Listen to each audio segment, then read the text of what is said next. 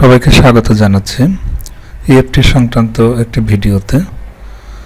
আপনারা যারা বর্তমানে এমপিভুক্ত বেসরকারি বিভিন্ন শিক্ষা প্রতিষ্ঠানে কর্মরত আছেন, স্কুল এবং কলেজে, তাদের জন্য বহু প্রত্যাশিত একটি বিষয় হচ্ছে ইএফটি, ইলেকট্রনিক ফান্ড ট্রান্সফার। আপনারা নিশ্চয়ই অবগত আছেন, কিছুদিন আগে আমাদের মাধ্যমিক এবং উচ্চ শিক্ষা অধিদপ্তর থেকে একটি চিঠি ইএফটি সংক্রান্ত ইস্যু করা হয়েছিল। সে চিঠিতে উল্লেখ ছিল শিক্ষক কর্মচারীদের ইএফটির জন্য কী কী কাগজপত্র প্রস্তুত করে রাখতে হবে। এ সংক্রান্ত চিঠিটি কিন্তু আমাদের education management information system EMIS এর ওয়েবসাইটেও আছে। আপনারা যদি EMIS এর ওয়েবসাইটে ঢুকে ক্লিক হেয়ার এখানে ক্লিক করলে উক্ত চিঠিটি পেয়ে যাবেন। তো যদিও এখন পর্যন্ত মাধ্যমিক এবং উচ্চ শিক্ষা অধিদপ্তর মাওসি থেকে ইএফটি পূরণের কোনো নির্দেশনা বা ফরম এখনও দেওয়া হয়নি বা চিঠি ইস্যু হয়নি, তবুও আমরা গত বৃহস্পতিবারে দেখেছি যে EMIS এর যে ওয়েবসাইট, সেখানে ইএফটি ফরমের কিছু অপশন যুক্ত করা হয়েছে। আজকের ভিডিওতে মূলত আমরা দেখব কিভাবে ইএফটির তথ্য আপনারা পূরণ করবেন, কি কি বিষয় লাগবে। এই বিষয়গুলো আজকে আমি জাস্ট আপনাদের একটু আইডিয়া দিব। তো ইএফটি ফর্ম পূরণের জন্য আপনারা education management information system EMIS এর ওয়েবসাইটে প্রবেশ করবেন। করার পর ডান দিকে দেখবেন লগইন লেখা রয়েছে, লগইন অপশনে ক্লিক করবেন। লগইন অপশনে ক্লিক করলে আপনাদের সামনে ইউজার নেম এবং পাসওয়ার্ড সংবলিত একটি বক্স আসবে। আপনারা এখানে আপনাদের প্রতিষ্ঠানের এমপিও কার্যক্রমের জন্য, আমি আবার বলছি, আপনাদের প্রতিষ্ঠানের এমপিও কার্যক্রমের জন্য যে ইউজার নেম এবং পাসওয়ার্ডটি রয়েছে সেটি আপনারা এখানে দেবেন। তো আমি একটু দিচ্ছি। আপনারা প্রথমে এমপিও আন্ডারস্পেস আপনার প্রতিষ্ঠানের ইন নম্বর দেবেন। তারপর পাসওয়ার্ডের ঘরে এমপিও কার্যক্রমের জন্য যে পাসওয়ার্ডটি আছে সেটি আপনারা দেবেন। পাসওয়ার্ড যদি আপনাদের জানা না থাকে সেক্ষেত্রে আপনার প্রতিষ্ঠান প্রধানের নিকট থেকে পাসওয়ার্ডটি সংগ্রহ করবেন। যাই হোক, আমরা এখানে ইউজার নেম এবং পাসওয়ার্ড দিয়ে সাইন ইন অপশনে ক্লিক করছি। একটু অপেক্ষা করলেই আপনি দেখবেন যে আপনার EMIS এর তিনটে অপশন চলে এসেছে, HRM, IMS এবং MPO। তো আমরা যেহেতু ইএফটি কার্যক্রম সম্পন্ন করব, এই জন্য আমরা MPO অপশনে ক্লিক করব। MPO অপশনে ক্লিক করার পর আপনারা দেখছেন নতুন করে কিন্তু একটি অপশন যুক্ত হয়েছে, ইএফটি ইনফরমেশন। এবং আপনারা একটু নিচের দিক লক্ষ্য করুন যে এই তিনটি অপশন কিন্তু আগে ছিল না।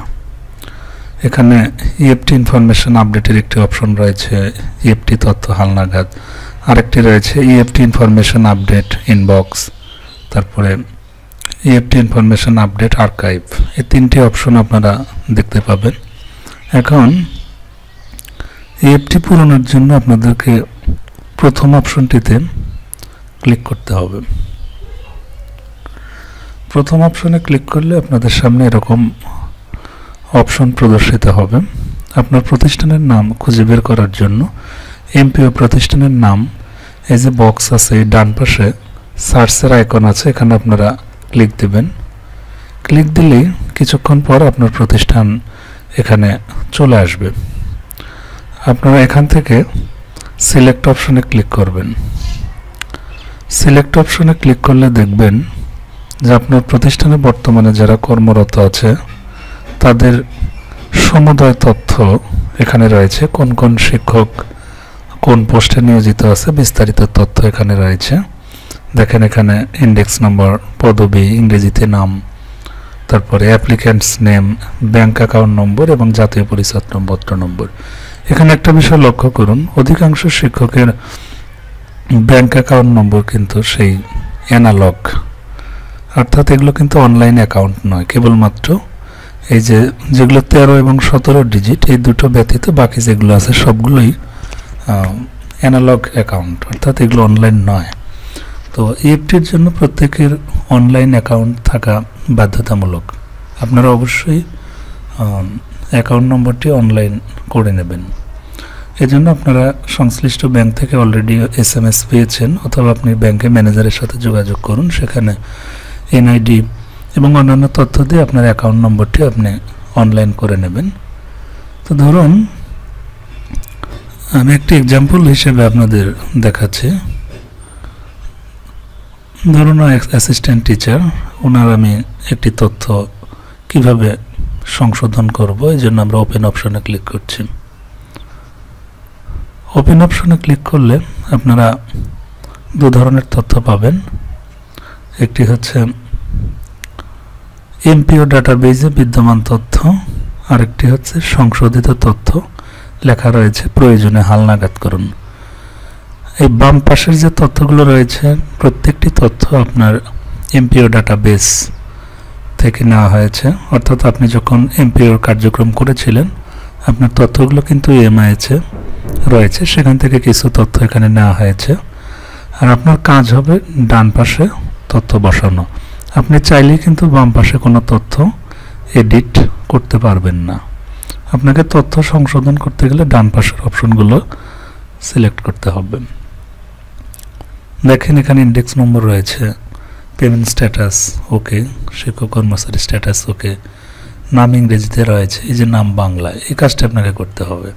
এটি মুছে দিয়ে আপনাকে বাংলায় লিখতে হবে। সেক্ষেত্রে আপনারা অভ্র চালু করে নেবেন বাংলায় লেখার জন্য। পিতার নাম ইংরেজিতে দেখুন এমপিও ডাটাবেজে নেই, আপনারা এখানে ইংরেজিতে দেবেন। মাতার নাম ইংরেজিতে এখানে দেবেন। দেখুন প্রত্যেকটাতে কিন্তু এখানে কার্সর আসবে, কিন্তু এই পাশে কিন্তু কোনো কার্সর আসবে না। এই জন্য আপনি এগুলো সংশোধন করতে পারবেন। তো এইভাবে এরপর দেখুন জাতীয় পরিচয়পত্র নম্বর শুধুমাত্র 10 বা 17 ডিজিট।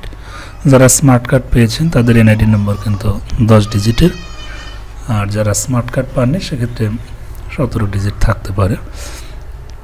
এরপর আপনারা জন্ম তারিখ দেখবেন। যদি এটি সংশোধন করতে চান সেক্ষেত্রে যে ক্যালেন্ডারের যে আইকন এখানে ক্লিক করে কিন্তু আপনি দিতে পারবেন, কোনো সমস্যা নেই। দেখেছেন এখানে আপনি ইয়ার সিলেক্ট করতে পারবেন, মান্থ সিলেক্ট করতে পারবেন। আমি জাস্ট এগুলো আপনাদের দেখাচ্ছি আর কি, আমি কোনো কিছু পূরণ করছি না, যেহেতু এখন থেকে এখনও কোনো নির্দেশনা আসেনি। জাস্ট আপনাদের কনফিউশন দূর করার জন্য আমি এটা দেখাচ্ছি। তারপরে লিঙ্গ, এখানে যদি সে পুরুষ শিক্ষক হন সেক্ষেত্রে দেখুন নাম আছে আব্দুল আলিম, কিন্তু এখানে লিঙ্গ রয়েছে মহিলা, তো এটা আপনি চেঞ্জ করে দেবেন, এখানে পুরুষ সিলেক্ট করে দেবেন। যাই হোক আমি জাস্ট আপনাদের দেখাচ্ছি। এরপর নিজ জেলা, পদবি, এগুলো জাস্ট আপনি ক্লিক করে করে এই কাজগুলো করতে পারবেন। ধর্ম, নিজ জেলা, পদবি, পদবীর ধরন, দেখেন এগুলো আপনি ক্লিক করে পারবেন। এখানে তার বেতন কোড রয়েছে, বর্তমান বেতনের ধাপ, সে হয়তো এখনও ইনক্রিমেন্ট পায়নি এই জন্য তার বেসিক স্টেপস রয়েছে। আপনি যদি একটা ইনক্রিমেন্ট পান তাহলে ধাপ 1 হবে, আর যদি 2টা পান 2 হবে। যেহেতু এ পর্যন্ত 3টি ইনক্রিমেন্ট হয়েছে, এরকম 3 থাকবে। আপনারা যে কয়টি ইনক্রিমেন্ট পেয়েছেন সে কয়েকটি ধাপ দিয়ে দেবেন এখানে ক্লিক করে, অর্থাৎ আপনি বর্তমানে কত টাকা বেতন পাচ্ছেন। এখানে দেখবেন যে ড্রপডাউনে ক্লিক করলে চলে আসবে আপনার তথ্য।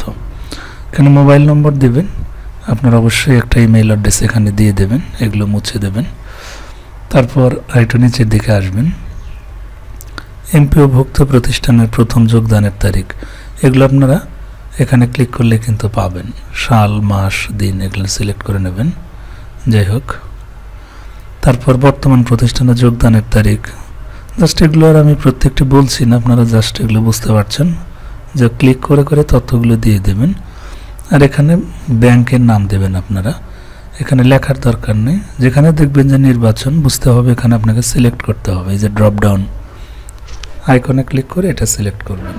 এখানে দেখবেন অনেক ব্যাংকের নাম কিন্তু রয়েছে। আপনি যে ব্যাংকের অধীনে বেতন ভাতা তুলতে চান আপনি সেখানে এই ব্যাংক দিয়ে দেবেন। আগে যদি সোনালী ব্যাংক থেকে বেতন ভাতা পেয়ে থাকেন, যদি আপনি মনে করেন যে আমি ব্যাংক চেঞ্জ করব, সেক্ষেত্রে কিন্তু আপনি এখান থেকে যে কোনো একটা ব্যাংক আপনি সিলেক্ট করতে পারেন। তবে যে ব্যাংক সিলেক্ট করবেন ওই ব্যাংকের শাখা আপনার এলাকায় আছে কি না সেটি আপনারা ড্রপ ডাউনে ক্লিক করে শাখার নাম, ধরুন আমি এখানে অগ্রণী ব্যাংক দিলাম, তো এখানে শাখার নাম কিন্তু দেখেন রাউটিং নাম্বার সহ চলে এসেছে। এখানে ক্লিক করলে দেখুন যে শাখার নাম কিন্তু চলে এসেছে। তারপরে ব্যাংক হিসাব নম্বর আপনারা এখানে ক্লিক করে এটি মুছে দিয়ে সেই অনলাইন অ্যাকাউন্ট নম্বরটা দিবেন। আর সর্বশেষে আপনারা করবেন কি, একটি পাসপোর্ট সাইজের ছবি আগে থেকে স্ক্যান করে রাখবেন, সেই ফাইলটি আপনারা দিবেন। অর্থাৎ শিক্ষক কর্মচারীদের ছবি লাগবে, এই জন্য আপনারা ফাইল নির্বাচন অপশনে ক্লিক করে আপনার ছবিটি স্ক্যান করে যেখানে রেখেছেন সেখান থেকে সিলেক্ট করবেন। সিলেক্ট করলে দেখবেন যে আপনার এখানে ছবি প্রদর্শিত হবে। যেহেতু কোনো ফাইল সিলেক্ট করা নেই, এই জন্য নো ইমেজ অ্যাভেলেবল লেখা এসেছে। আর আপনারা যখন ইমেজ সিলেক্ট করবেন সেক্ষেত্রে এখানে ছবিটি চলে আসবে। চলে আসার পর আপনারা এই যে বক্স আছে এখানে টিক দেবেন। এর অর্থ হলো যে আমি ঘোষণা করছি যে আমার উপরে প্রদত্ত তথ্যগুলো সঠিক। আমি যদি উপরের কোনো তথ্য ভুল দিয়ে থাকি বা অসত্য দিয়ে থাকি সেক্ষেত্রে তার জন্য আমি দায়ী থাকবো, জাস্ট এটাই। এখানে আপনারা টিক মার্ক দিয়ে নেবেন। টিক মার্ক দেওয়ার পর আপনাদের কাজ হবে আপনারা উপরে গিয়ে সেভ অ্যাজ ড্রাফট দেবেন। সেভ অ্যাজ ড্রাফটে ক্লিক করলে আপনার তথ্যগুলো কিন্তু এই অপশনগুলোতে চলে যাবে। আর প্রতিষ্ঠান প্রধান আপনারা যারা আছেন তারা দেখবেন যে এই তথ্যগুলো আপনারা কিন্তু নিজেরাও অ্যাপ্রুভ করে দেবেন। চেক করবেন যে সংশ্লিষ্ট শিক্ষক কর্মচারীর তথ্যগুলো সঠিক রয়েছে কিনা। সঠিক থাকলে আপনারা সেগুলো অ্যাপ্রুভ করে দেবেন। ব্যাস, আপাতত ইএফটি পূরণের নির্দেশনা এতটুকুই। আর এই কাজ শেষ হয়ে গেলে আপনারা এই সাইটটি থেকে লগ আউট অপশনে ক্লিক করে বের হয়ে আসবেন।